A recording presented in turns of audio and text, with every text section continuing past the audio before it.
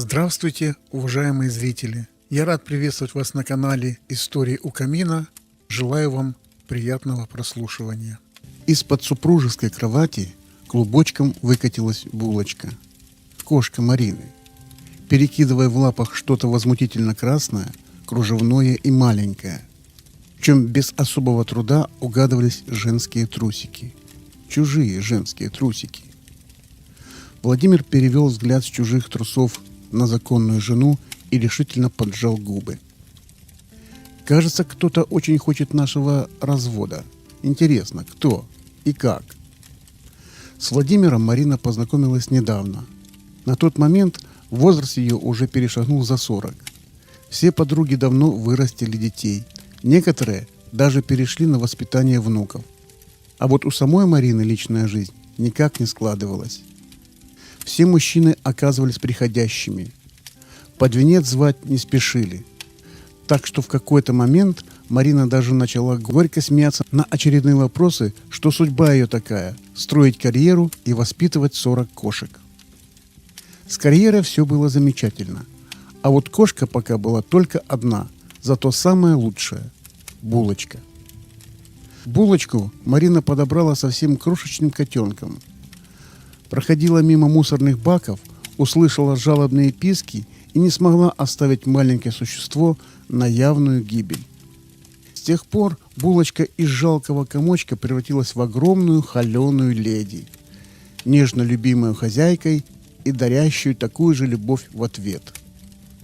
А потом появился Владимир, на 8 лет младше, высокий, красивый, как принц из сказки, и, как оказалось, настроенный абсолютно серьезно. «Марин, ты станешь моей женой?»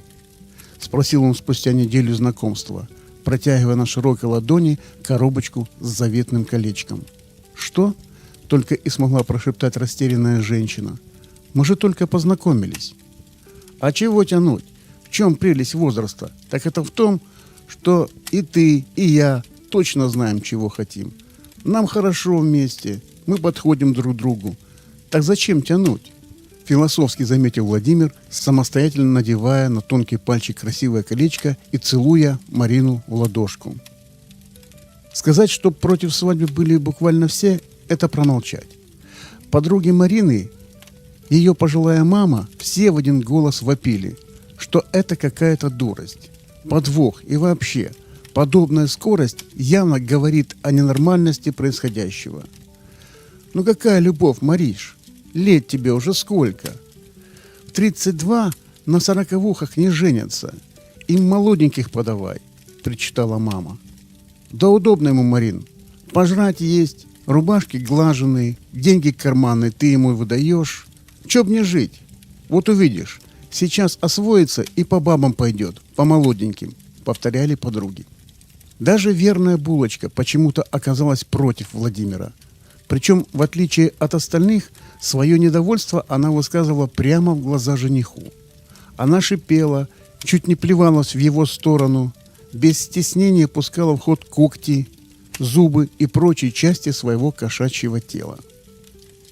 Оставаясь у Марины на ночь, Владимир регулярно был вынужден по полчаса тратить время на очистку одежды от шерсти. Свои носки видел только в первые секунды после снятия, а оставлять обувь на видном месте перестал после того, как гордая кошка научилась приносить ему в ботинки разный мусор прямо из ведра. Владимир на все попытки кошки только ухмылялся, мол, что с нее взять, со зверюгой неразумной, и старательнее прятал все ценное в тщательно запираемом месте. Марина умилялась такому мужскому поведению и искренне радовалась, что рано или поздно Булочка привыкнет. Так и жили. Булочка ругалась с Владимиром, Владимир улыбался и дарил Марине цветы, подруги Марины шипели, что так не бывает, не по возрасту романтика и вообще. Владимир либо тряпка, раз об него даже кошка лапы вытирает, либо что-то задумал. Вот только где-то через полгода условного счастья Марине внезапно стало не до этого. В ее квартире начались паранормальные явления. Нет, ни в коем случае Марина не начала видеть призраков или разговаривать с нечистью. Но в отточенный разум лучшего аналитика и аудитора компании периодически стали закрадываться странные подозрения. Привыкшая к определенному порядку в доме, теперь она нет-нет, но и замечала странные в нем перемещения. И даже скидка на то, что в квартире проживает еще один человек, не помогала. Вряд ли Владимир стал бы менять местами ее крема или примерять ее халатик. Ведь вряд ли. А халатик именно примеряли. И крема местами меняли. И в косметичке периодически кто-то копался, сбивая стройный порядок баночек и флаконов. И даже в кухне периодически обнаруживалось странности с грязным носиком кофеварки или внезапно переходившим в другой шкаф с сахаром, солью и прочими специями. Владимир кофе не пил и к домашнему хозяйству был не склонен. Булочка тоже не сильно интересовалась макияжами и человеческими вкусностями, а поэтому в голове Марины стали появляться вполне закономерные вопросы и подозрения. «У нас были гости?» Как бы невзначай поинтересовалась она у мужа во время ужина. В этот раз клок чужих блондинистых волос на ее расческе даже простора воображению не оставил. Но скандал Марина все еще не планировала. «Нет», – коротко отвечал Владимир, не отрываясь от газеты. «Странно. А почему в мойке стояли 2 чашки и расческа с волосами? Ты вот, дорогой, на блондинку не тянешь совершенно». «Марин, ты на что-то намекаешь? Я не пойму.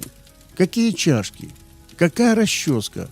Муж улыбнулся из-за газеты. «Сама, наверное, с утра не помыла свои чашки. А волосы? Да подружки твои, небось, чесались. Алка же вон, блондинка как раз». Признав аргументы справедливыми, Марина отпустила. Может, и сама, может, и подруги. И только рычание булочки из-под стола стало злее, как будто пушистая любимица понимала и знала намного больше хозяйки. Драма окончательно превратилась в фарс ровно спустя неделю после того разговора. Вещи продолжали мигрировать. Владимир не спешил признаваться в измене, но появление в супружеской спальне прямо из-под супружеской же кровати вульгарно-красных кружевных трусиков расставило точки над «и».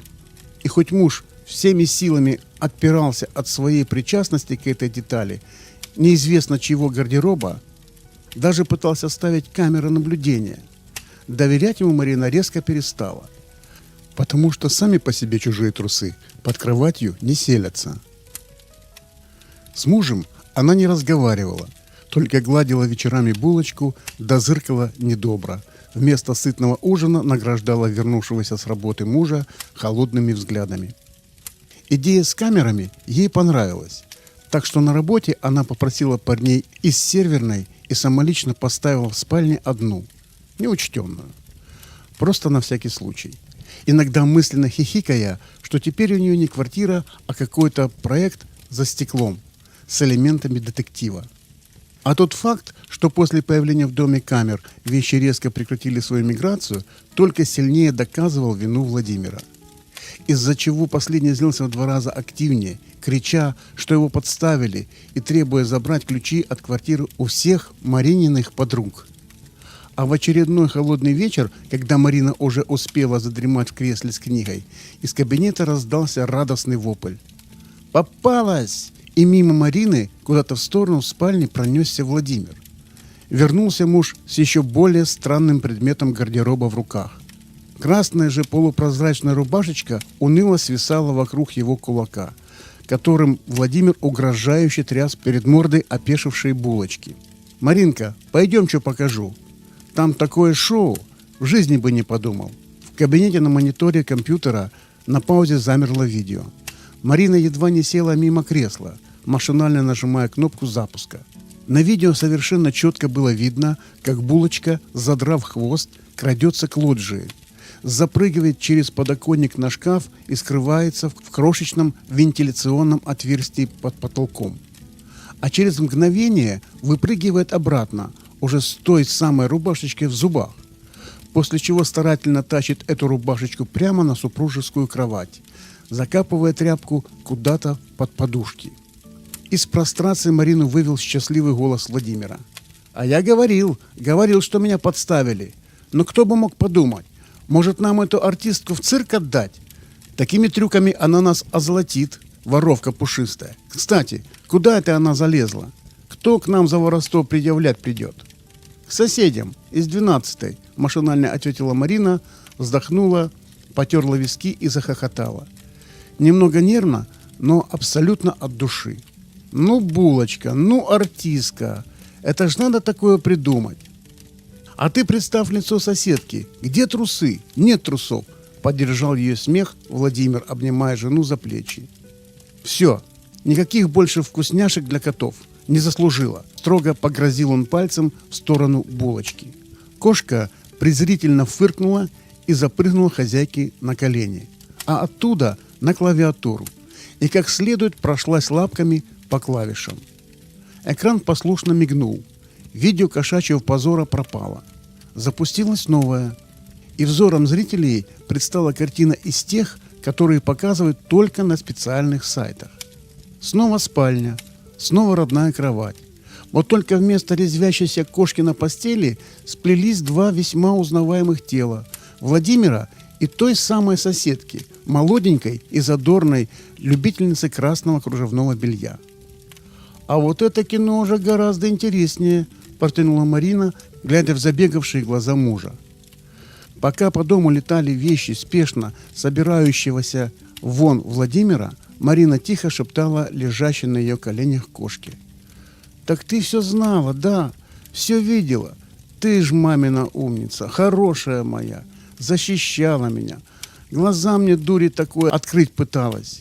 Ну ничего, мы с тобой сильные, мы с тобой обязательно со всем справимся. Обещаю, я теперь всегда буду к тебе прислушиваться. Ты в людях явно лучше разбираешься, чем твоя глупая хозяйка». А спустя пару месяцев нового кавалера Марины, отставного военного и просто хорошего человека, булочка встречала радостным мурлыканьем и почти человеческими обнимашками. Но это уже совсем другая история.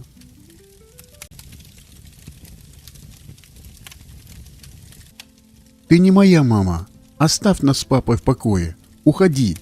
Эти слова слышала каждая женщина, отважившаяся переступить порог квартиры Максима. Маленькая София не просто произносила эти слова. Она выплескивала их с такой яростью, словно это была кислота, способная разъедать кожу. Вслед за словами в новоприбывшую летели мягкие игрушки, а иногда и что-то потяжелее, если оказывалось под рукой у 7-летней воительницы, охраняющей свою крошечную двухкомнатную цитадель и отца. Серьезно, ты бы к психологу свою дочь сводил, иначе вырастешь социопатку, которая будет всю жизнь срываться на окружающих. С холодной злостью произнесла последняя гостья Максима, когда София разбила о стену подаренную ею керамическую фигурку совы. «Извини, я правда не думал, что она так отреагирует», — бормотал Максим, собирая осколки трясущимися руками. «Я же предупреждал, что после смерти матери она до сих пор не может. Слушай, у меня недавно хомяк умер, но я же не устраиваю истерики и не швыряюсь вещами». «Хомяк? Ты сравниваешь потерю матери с хомяком?» Максим выпрямился, недоверчиво глядя на девушку. «Я его любила. Все, хватит с меня вашего дурдома». Фыркнув, словно почувствовав неприятный запах, девушка раздраженно повернула ключ в замке, затем в обратную сторону. Справившись с замком, она так громко хлопнула дверью, что на всех этажах сработали датчики движения, и лестничные пролеты залило светом. «Солнышко, ну зачем ты так? Прошло уже почти 4 года. Неужели ты не понимаешь, что мне очень тяжело одному?» Максим опустился на колени перед дочерью. «Не бойся, я тебе помогу, папочка. А эта тетя тебе не нужна, она плохая. Они все плохие», – прошептала София, обнимая отца за шею тонкими руками. С каждым новым днем Максим все больше погружался в себя. Промозглые ноябрьские дожди, казалось, затопили его душу навсегда, пока однажды судьба не связала его с Полиной. Впрочем, свела не совсем точное слово. Она буквально врезалась в его жизнь. Опрокинув на Максима свой термос с горячим чаем, переполненном автобусе. А потом трижды наступила ему на ногу, когда пыталась помочь и случайно ткнула зонтом в плечо. Все это произошло после тысячи извинений и неловких попыток исправить ситуацию. «Вот, держи салфетки, на всякий случай. Мало ли, случайно на что-нибудь свежеокрашенное сядете или нос разобьете», объяснила Полина, доставая уже вторую пачку влажных салфеток, чтобы оттереть пятно на пальто Максима. «И часто с вами такое случается?» — с невольной улыбкой спросил он. «Регулярно», — без тени смущения ответила она. После первой встречи в автобусе Максим решил пригласить Полину на чай, а затем и на ужин. Девушка с открытым сердцем оказалась настоящим магнитом для мелких неприятностей. То пальто дверью лифта защемит, то соседский мопс решит погоняться за ней по парку, а по количеству штрафов за неправильную парковку Полина могла бы установить мировой рекорд. Удивительно, но сама Полина не замечала этого хаоса вокруг себя. Такой сценарий жизни был для нее нормой. Еще удивительнее было то, что она никогда не обижалась и не злилась. За это Максим и влюбился в нее, как подросток, с трепетом и восторгом. Лучшую кандидатуру на роль мачехи для Софии было трудно представить. Пусть даже и такую опасную. Ведь там, где появлялась Полина, никто не мог чувствовать себя в безопасности в радиусе 10 метров. «Слушай, когда мы придем домой, не обращай внимания на ее выходки. Она хорошая, правда. Я просто не знаю, как к ней найти подход. Все эти женщины до тебя... Я сам виноват, но...» «Тише, тише, не волнуйся так». Полина погладила Максима по руке, когда они подошли к подъезду. «Знаешь, нам ведь не обязательно сразу идти к вам. Может, познакомимся здесь, на детской площадке?» «На улице?» – удивился Максим. «Конечно. Ты же сам говоришь, что дома она нервничает. К тому же у меня ботинки собакой пахнут», – смущенно пояснила Полина. «Я неделю сидела с питбулем подруги, а он, кажется, считал меня игрушкой», – улыбнулась она. «Не переживай. Ладно, я приведу ее». Максим приложил брелок к домофону и, как только дверь с гудением открылась, поспешил внутрь. Полина бесцельно листала новости в телефоне, когда сзади неожиданно раздалось: «Это ваш кошелек?» «Ой!» Полина испуганно подпрыгнула и, обернувшись, увидела девочку лет 7-8, держащую в руках ее кошелек со всеми деньгами, картами и рецептом на лекарства. «Спасибо огромное! Я даже не заметила, как потеряла». «Внимательнее надо быть», – деловито заметила девочка, потирая нос. «Абсолютно согласна. Ты что, одна здесь гуляешь?» «Нет, я с дедушкой и Кириллом», – показала девочка на пожилого мужчину, который возился под капотом старенькой машины, стоявшей неподалеку. Рядом с ним крутился мальчик примерно того же возраста, что и маленькая собеседница. В этот момент Полине на плечо спикировала бомба с дерева, под которым она стояла. «Ой, на вас голубь какашку сбросил», – захихикала девочка. «Подумаешь, бывает», – улыбнулась Полина и спокойно достала из сумки привычный запас влажных салфеток. «А ты знаешь, что голуби – это не просто птицы? А кто же они? Волшебные почтальоны. Раньше они доставляли письма обычным людям, а теперь ангелам на небо». «Ангелам?» Глаза девочки расширились от удивления. «Конечно, разве ты не знала?» Полина говорила так убедительно, что даже несколько голубей на ветке, казалось, заинтересованно прислушивались. Девочка покачала головой. «А если простым людям, которые умерли и теперь на небе, они тоже могут письма доставлять?» «Разумеется, просто нужно правильный адрес указать». «А вы не...» Девочка не успела закончить вопрос, потому что дверь подъезда открылась, и оттуда вышел Максим. «Вот ты где! Я уже начал беспокоиться. Думал, ты снова без спроса куда-то убежала». Максим подхватил дочь на руки. «Дедушка тебе звонил, но ты не отвечал. Записку-то хоть увидел?» «Да, увидел. Знакомься, это Полина», — представил Максим девушку своей дочери. «А это София», — кивнул он в сторону девочки. София мгновенно изменилась в лице, словно надела маску, и одарила Полину таким убийственным взглядом, что температура воздуха, казалось, упала на несколько градусов. Следующие полчаса прошли в мучительной неловкости. Разговор не клеился, напряжение висело в воздухе, как туман. А расстались они так скомканно, словно не могли дождаться момента разбежаться в разные стороны.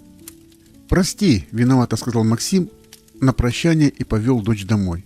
«Все в порядке», — едва слышно ответила Полина. Через неделю Полина проходила мимо дома Максима и заметила Софию, притаившуюся за скамейкой у подъезда. «Привет, что ты делаешь?» — спросила ее Полина.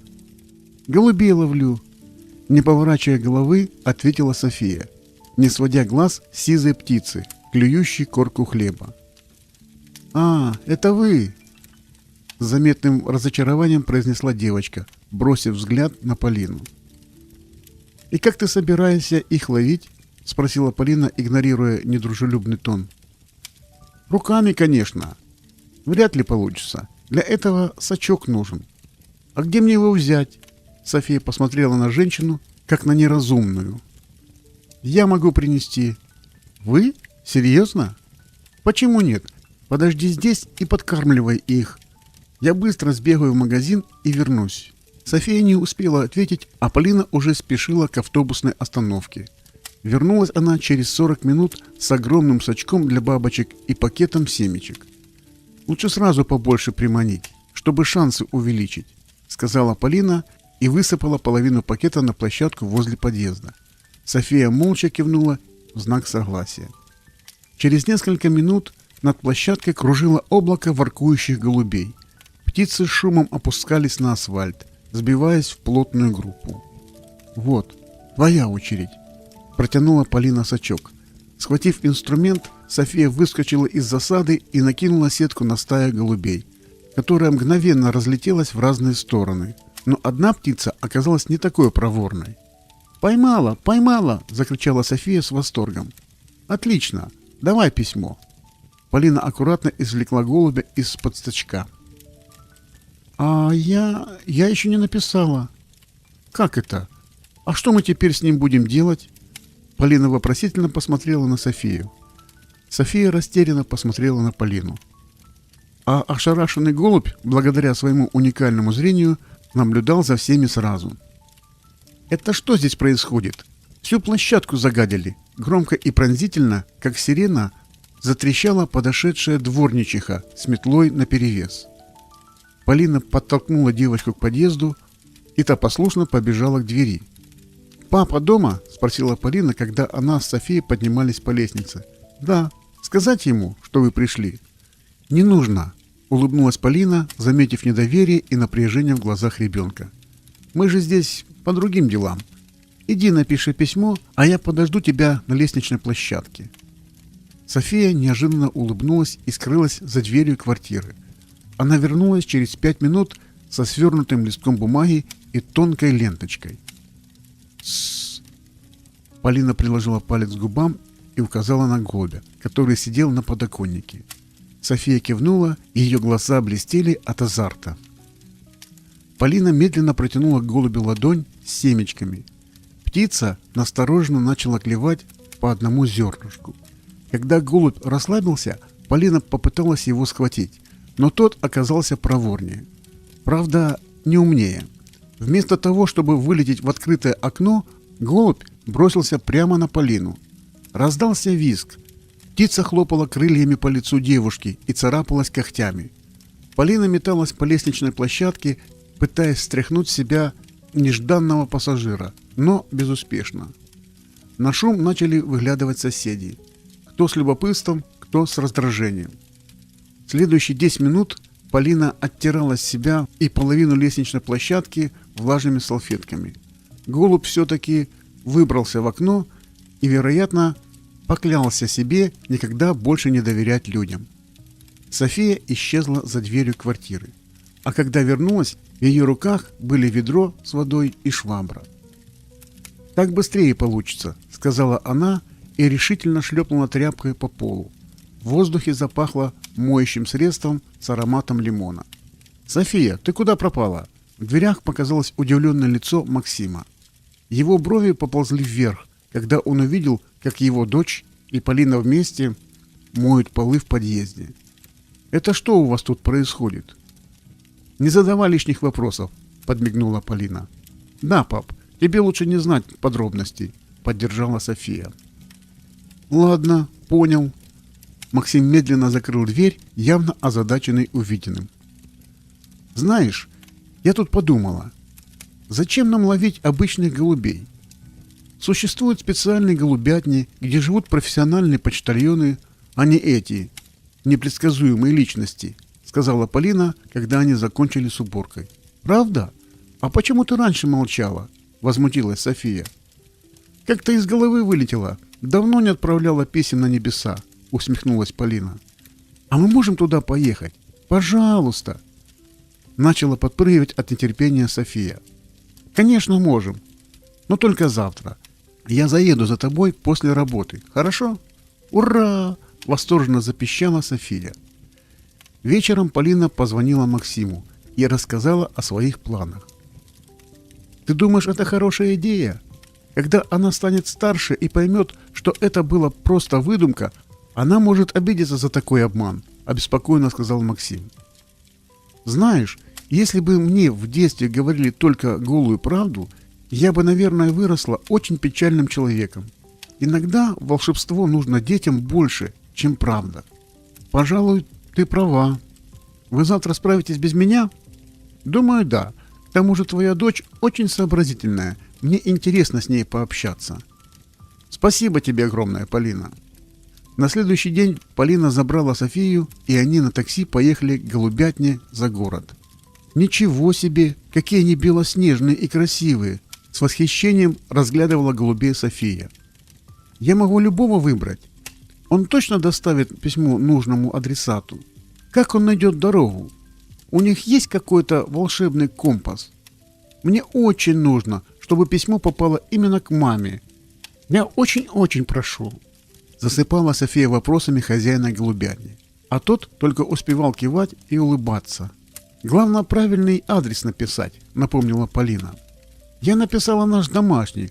Он же там должен совпадать, да? И еще добавила, что я дочка, чтобы ангелы все правильно поняли», — серьезным видом пояснила София. «Большое спасибо вам». Полина незаметно передала деньги хозяину голубятни, когда они привязали письмо к лапке белоснежного голубя и выпустили его в ясное небо. «Да что вы, мне несложно», — растроганно пробормотал мужчина, вытирая уголок глаза рукавом и закрывая клетку. «Спасибо вам огромное, Полина», — неожиданно крепко обняла девушку София. Полина молча погладила девочку по голове, чувствуя, как к горлу подкатывается комок. Через 2 дня позвонил Максим. «Представляешь, София говорит, что получила ответ с неба, и там про тебя что-то написано. Не хочешь зайти почитать?» «Конечно, скоро буду». Полина была так взволнована этой новостью, что отправилась пораньше с работы и, в спешке забыв сохранить важный проект, над которым трудилась целый день, случайно удалила его при выключении компьютера. Поднявшись на нужный этаж, она позвонила в дверь. На пороге появился Максим. «София играет с соседским мальчиком во дворе. Она оставила для тебя письмо на столе. Кажется, стеснялась отдать лично». Взволнованная Полина прошла в комнату и взяла в руки аккуратно сложенный листок бумаги. На нем детским почерком с помарками и исправлениями было написано: «Спасибо, доченька, за твое письмо. Я тоже очень сильно скучаю по тебе и люблю тебя больше всего на свете. Каждый день думаю о вас с папой. Я посмотрела на Полину, она действительно хорошая. Она не заменит тебе маму, но вы можете стать настоящими друзьями. Я бы очень этого хотела. Твоя мама». Полина почувствовала, как к горлу подкатил комок, и тихонько выругалась, заметив, как от ее невольных слез расплывается текст на бумаге. «Похоже, она все поняла», — сказал Максим, подойдя сзади и обняв Полину за плечи. Полина только кивнула, все еще не в силах справиться с эмоциями. «Знаешь, я всегда думал, что должен найти для нее новую маму, но не понимал, что ей нужна подруга, ведь мама у нее уже есть. На большее Я никогда и не претендовала, прошептала Полина и вдруг заметила за окном голубя, смотревшего прямо на них. Казалось, он подслушивал их разговор и теперь собирался лететь высоко-высоко, чтобы рассказать обо всем ангелам. Аркадий Иванович Зверев проснулся разбитым. Сновидения, как назло, затянули его в офисные коридоры, где бестолковые сотрудники путали цифры в отчетах и теряли важные документы. Аркадий ненавидел работать в выходные, даже если это происходило лишь в царстве Морфея. Особенно мучительно было наблюдать, как его команда с завидным упорством совершает одни и те же ошибки. А ему, начальнику отдела с 15-летним стажем, приходится исправлять каждую оплошность собственноручно. Утро субботы предвещало долгожданное уединение с чашкой свежемолотого кофе и недочитанным томиком Довлатова. Аркадий медленно перемолол зерна до состояния бархатистой пудры, достал медную турку с потертым донышком подарок теще на первую годовщину свадьбы, принялся колдовать над плитой, предвкушая момент блаженства. Именно в этот миг, словно по команде невидимого режиссера, квартира наполнилась какофонией звуков. За стеной заработал перфоратор с настойчивостью голодного дятла, сверху послышался топот детских ног, напоминающий репетицию танцевального ансамбля, а дверной звонок выдал трель такой пронзительной тональности, что Аркадий едва не опрокинул драгоценную турку. На пороге стоял Константин, единственный сын, редкий гость в родительском доме, но всегда приносящий с собой ураган хаоса. Не успел Аркадий опомниться, как прихожая превратилась в полосу препятствий из разбросанных кроссовок, непонятных коробок и спортивной сумки. Сын, уже обнимающий мать на кухне, громко рассказывал о своих университетских приключениях, попутно опустошая кофейник, заботливо приготовленный Аркадием для себя любимого. Вот уж точно, пора бить дверь шумоизоляции. С обеих сторон, проворчал Аркадий, натягивая старенькое кашемировое пальто, непоколебимое решение созрело мгновенно. Он отправится за новой порцией кофе, единственным спасением в этот турбулентный день. «Ты в магазин собрался?» Донесся из кухни голос Марины Сергеевны, супруги Аркадия, обладающей поистине феноменальной интуицией. «Нет, просто прогуляться», — соврал Аркадий, понимая, что правдивый ответ неминуемо приведет к бесконечному списку покупок. «Отлично. Тогда захвати, пожалуйста, оливковое масло холодного отжима, льняные семечки для моей диеты, отруби с пониженным содержанием глютена, цельнозерновую муку. Бананы только не перезрелые и минеральную воду без газа, желательно архыз», — протараторила жена, появляясь в прихожей с листком бумаги. «Боюсь, пакет не выдержит такой нагрузки», — попытался отбиться Аркадий. «Я предусмотрела эту проблему», — торжествующе сообщила Марина, извлекая из кладовки основательный туристический рюкзак, способный вместить провиант для небольшого альпинистского восхождения. «Вот новенький, специально для тебя купила.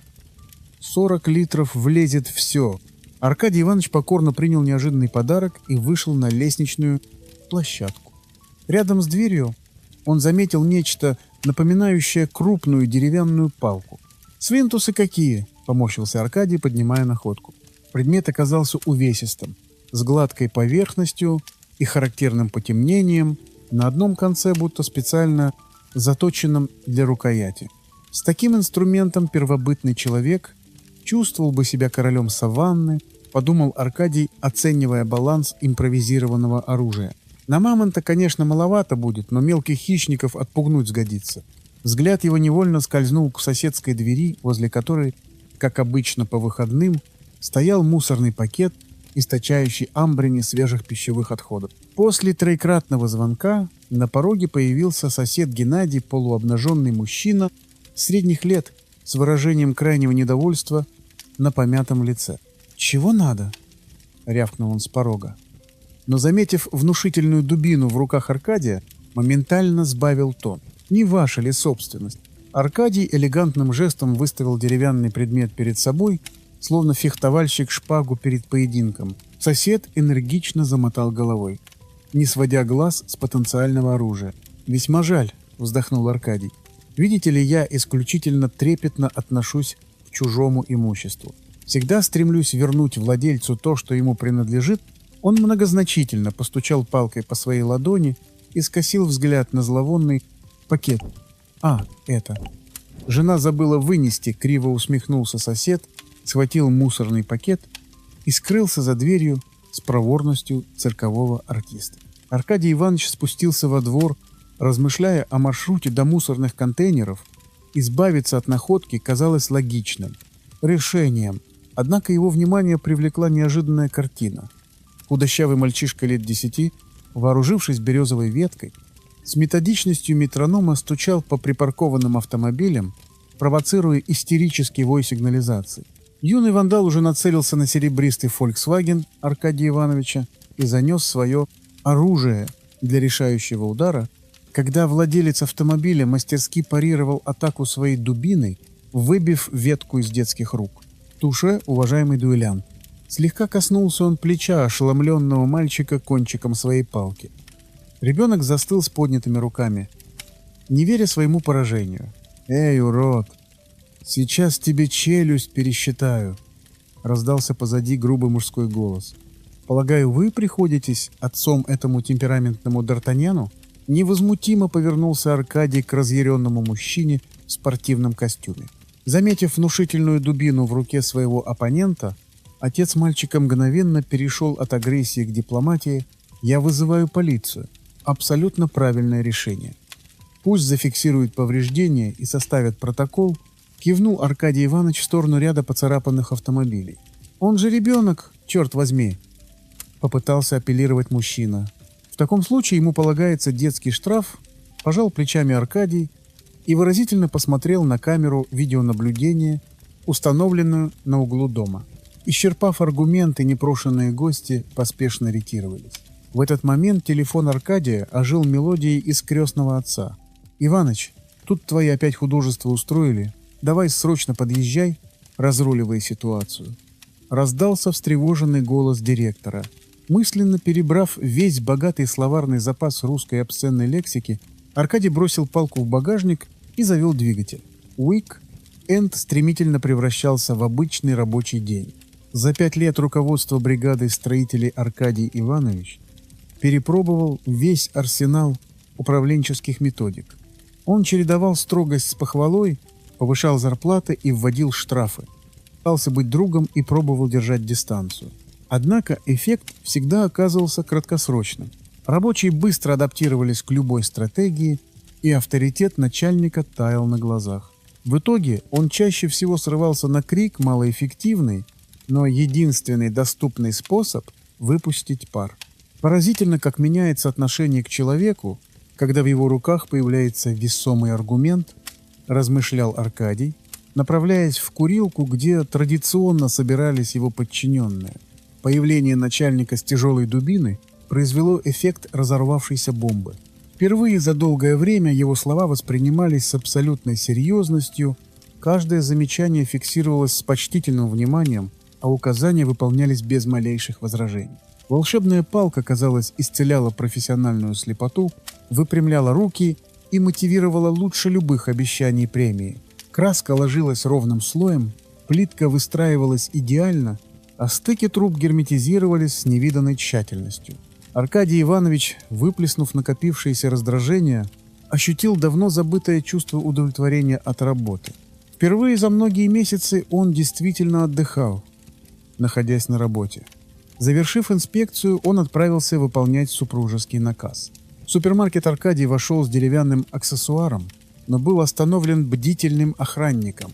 «Это моя трость», — мгновенно сориентировался Аркадий, добавив к своей походке драматическую хромоту, и был допущен в торговый зал. Расставаться с чудодейственной палкой, открывшей ему секрет эффективной коммуникации, он уже не хотел.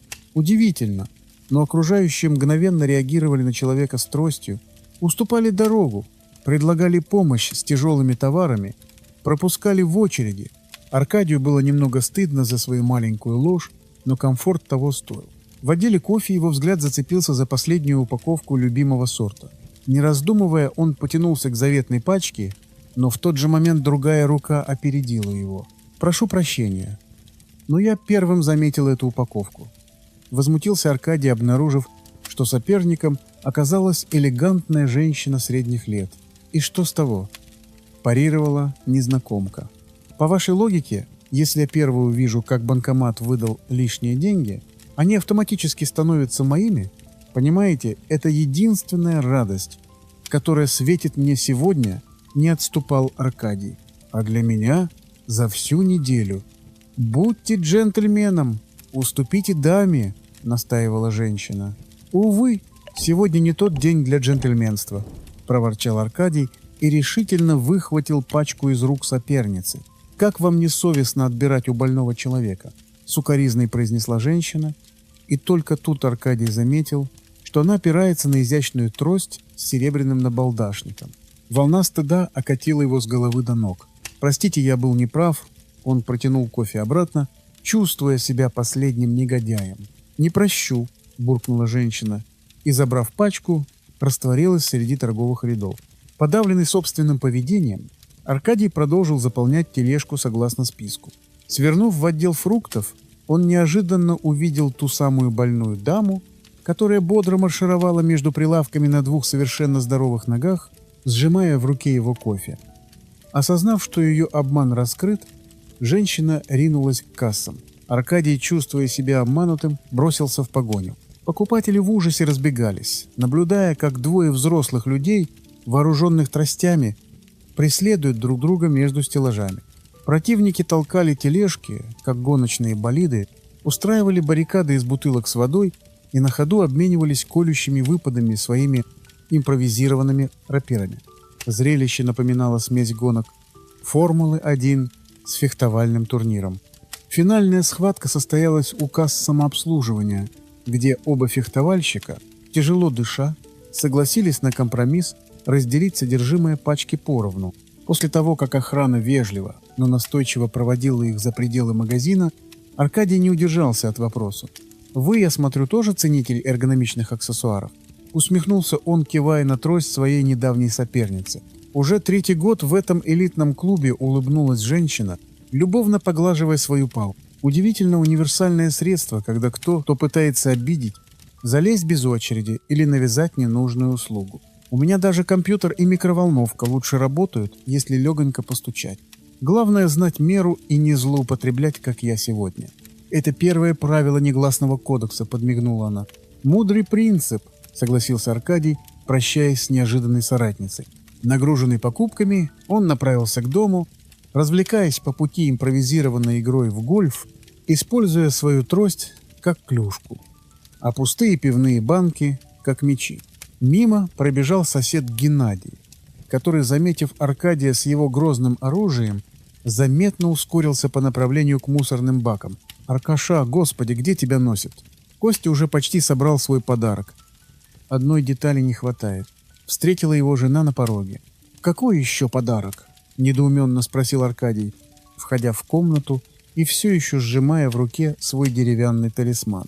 В центре гостиной, на 3 ножках, балансировал антикварный письменный стол, 4-й угол которого неуклюже подпирала стопка книг и старый табурет. «Пап, где ты ее нашел?» – бросился к нему сын, пытаясь вырвать палку из рук отца. «Я все утро ее ищу». И тут до Аркадия Ивановича дошла ирония ситуации. Его чудодейственная дубина оказалась ничем иным, как ножкой от старинного стола, который сын привез в подарок. «Прости, Костя, я как-то успел с ней сродниться», нехотя передал Аркадий свое сокровище, и вскоре оно заняло законное место, навсегда став частью семейной истории. Стол действительно был прекрасен.